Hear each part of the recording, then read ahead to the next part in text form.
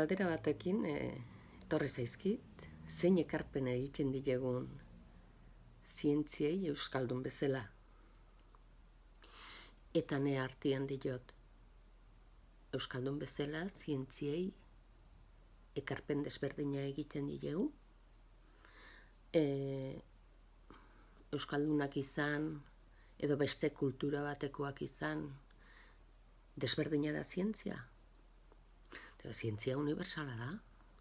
Zientzia universala da, baina egia da, universaltasun horretan, gai orokorrak ditugula batetik eta bestetik tokian tokikoak osagarritu egiten dutenak zientzia hori.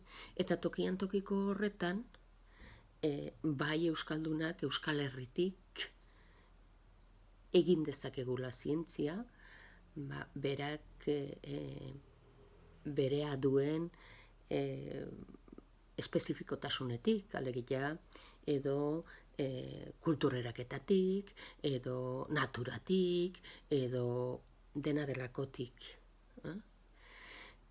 Eta hortan, gainerako zientzilarien antzera, euskaldunok ere egiten dugu geure ekarpena. Beste kontu bada, zein hizkuntzatan egiten dugun, eta hor, beziki sartuko ginateke, zientziaren divulgazioan.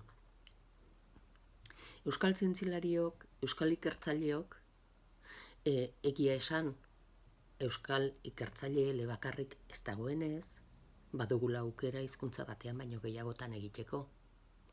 Eta egia esan behartu egiten gaituzte, estandarretan edo nazioarte mailan, hizkuntza nagusietan egitea eta hortan ere bagera gai. Zertan izan diteke desberdina euskaldun ekarpena, izan diteke zientziaren divulgazioa eta zientziaren eraikuntza euskaraz egitea. Euskara bera zientifikoki homologatzea. Eta hori euskaldunok bakarrik egin dezakegu. Hortan, euskaldunak eta euskara universal dezagun.